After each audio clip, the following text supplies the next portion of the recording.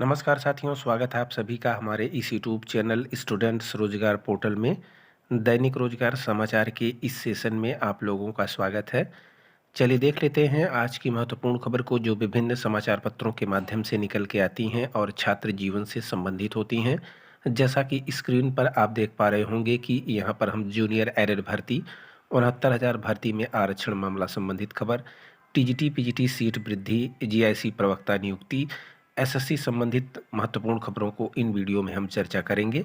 चलिए शुरू करते हैं पहली खबर को। जैसा कि आप देख पा रहे होंगे कि एडेड जूनियर हाई स्कूलों से मिले रिक्त पदों में अंतर, पुनः ब्यौरा तलब। सहायता प्राप्त एडेड जूनियर हाई स्कूलों में शिक्षकों की भर्ती से पहले बेसिक शिक्षा विभाग विभिन्न जिलों में रिक्त पदों के ब्यौरों का मिलान कर रहा है। इस क्रम में लगभग 4 दर्जन जिलों के बीएसएस से प्रधानाध्यापकों व शिक्षकों के रिक्त पदों का ब्यौरा मानकों के मुताबिक परीक्षण करके उपलब्ध कराने को कहा गया है। इसके बाद प्रधानाध्यापक के 390 और शिक्षकों के 1507 पदों पर भर्ती का कार्यक्रम जारी होगा। शिक्षकों के कुल 1897 पदों पर भर्ती के लिए पिछले साल हुई अर्हता परीक्षा का संशोधित परिणाम बीते सितंबर में जारी हो चुका है। इधर भर्ती प्रक्रिया आगे बढ़ाने से पहले रिक्त पदों के ब्यौरों से कुछ भिन्नता सामने आई है। अधिकारियों के अनुसार वर्ष 2020 में प्रधानाध्यापक व सहायक अध्यापकों के रिक्त पदों का जो अध्याचन जिलों ने भेजा था, उसी आधार पर पदों की सूची तैयार की गई थी। भर्ती से पहले इस सूची को पिछले महीने जिले को फिर से भेजा गया तो सत्यापन में करीब 4 दर्जन जिलों ने अपने यहाँ कई विद्यालयों को उच्चीकृत दिखा दिया है। इससे प्रधानाध्यापक पदों की रिक्तियों में अंतर आ रहा है। इस पर संबंधित जिलों को फिर से परीक्षण करके पदों का ब्यौरा देने को कहा गया है। अपर शिक्षा निदेशक बेसिक अनिल भूषण चतुर्वेदी के अनुसार जिलों से ब्यौरा मिलने के बाद आगे की प्रक्रिया तेज की जाएगी।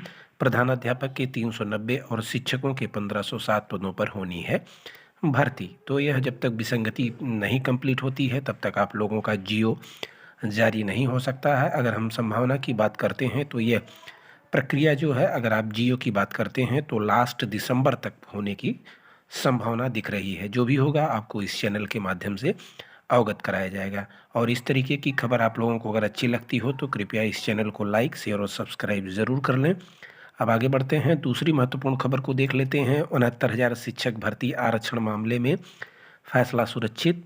इलाहाबाद हाईकोर्ट की लखनऊ पीठ ने 69,000 सहायक शिक्षक भर्ती मामले में आरक्षित वर्ग की 19,000 सीटों पर आरक्षण के मुद्दे पर सुनवाई के बाद फैसला सुरक्षित कर लिया है। न्यायमूर्ति ओम प्रकाश शुक्ला की एकल पीठ के समक्ष इस मामले में अनारक्षित वर्ग के अभ्यर्थियों की याचिकाओं पर बृहस्पतिवार को सुनवाई हुई है।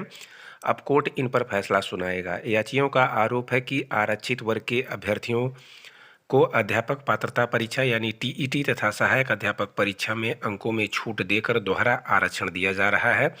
इसको लेकर अनारक्षित वर्ग के अभ्यर्थियों ने याचिका दाखिल कर अपने अधिवक्ता अमरेंद्र नाथ त्रिपाठी के माध्यम से बहस की, जिस पर राज्य सरकार के अधिवक्ता ने कोर्ट को बताया है कि अध्यापक पात्रता परीक्षा एक अर्हता परीक्षा है तथा इसमें दी गई अंकों को छूट या आरक्षण सहायक अध्यापक भर्ती परीक्षण के चरण में लागू नहीं होते हैं।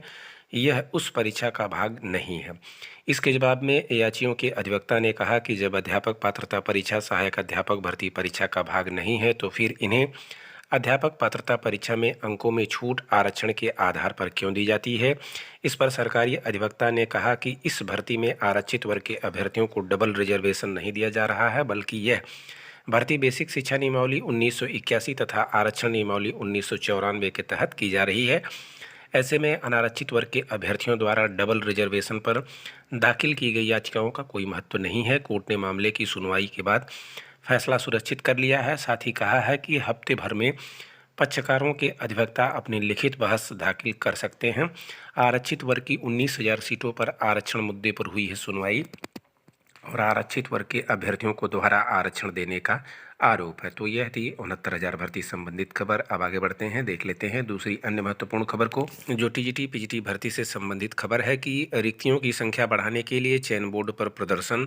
उत्तर प्रदेश माध्यमिक शिक्षा सेवा चयन बोर्ड पर बृहस्पतिवार को यानी कल प्रतियोगी छात्र मोर्चा ने प्रदर्शन किया है। अध्यक्ष को ज्ञापन देकर अभ्यर्थियों ने टीजीटी पीजीटी 2022 में पदों की संख्या बढ़ाने के लिए पोर्टल खोलने और परीक्षा तिथि घोषित करने की मांग की है। प्रतियोगी छात्र मोर्चा के प्रदेश अध्यक्ष विक्की खान ने कहा कि टीजीटी पीजीटी 2022 में रिक्तियों की संख्या प्रदेश के माध्यमिक विद्यालयों में रिक्त पदों के सापेक्ष बहुत कम है। ऐसे में पदों की संख्या बढ़ाने के लिए पोर्टल खोला जाए।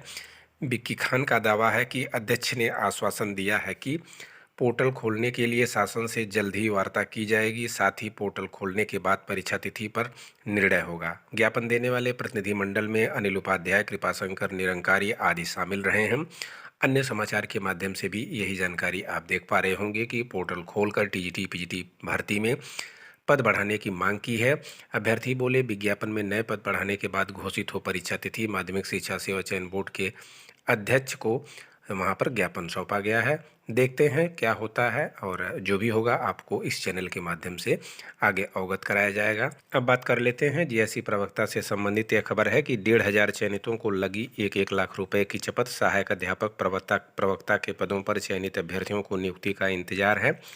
और यह बात है, नियुक्ति के विलंब के कारण अराजकीय माध्यमिक विद्यालयों में सहायक अध्यापक एवं प्रवक्ता के पदों पर चयनित तकरीबन 1,500 अभ्यर्थियों को 1-1 लाख रुपए की शपथ लग चुकी है। इन अभ्यर्थियों की काउंसलिंग हो चुकी है।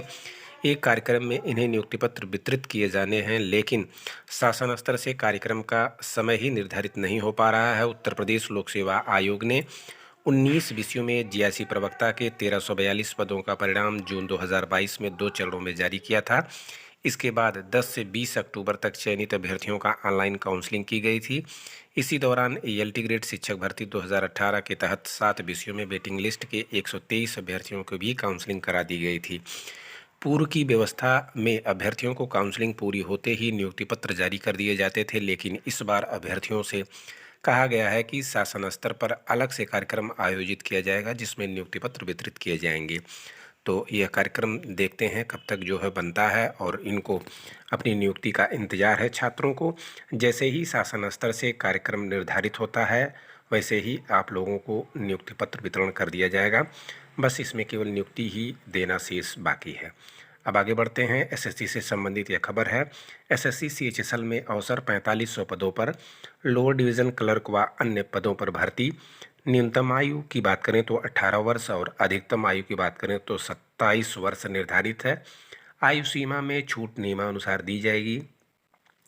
पात्रताएं क्या है? उम्मीदवार मान्यता प्राप्त बोर्ड से 12वीं कक्षा या समकक्ष परीक्षा उत्तीर्ण हो। इसके अलावा अन्य निर्धारित पात्रताएं एवं संबंधित जानकारी के लिए कृपया ऑफिशियल नोटिफिकेशन अवश्य देखें। चयन प्रक्रिया क्या है? कंप्यूटर आधारित परीक्षा टीयर 1 विस्तृत उत्तरीय पेपर, यानी इसमें यह बड़ा बदलाव कर दिया गया है कि इसमें अब जो है मेंस यानी टीयर 2 की भी परीक्षा होगी और skill test, typing test tier 3 और टीयर 1 की परीक्षा में इंग्लिश लैंग्वेज, जनरल इंटेलिजेंस और क्वांटिटेटिव एप्टीट्यूड और जनरल अवेयरनेस और बहुविकल्पीय प्रश्न होंगे।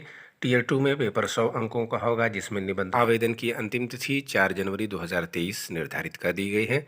तो ये थी आज की महत्वपूर्ण खबर। फिर मिलते हैं आपसे एक नए वीडियो में। तब तक के लिए नमस्कार, धन्यवाद, जय हिंद साथियों।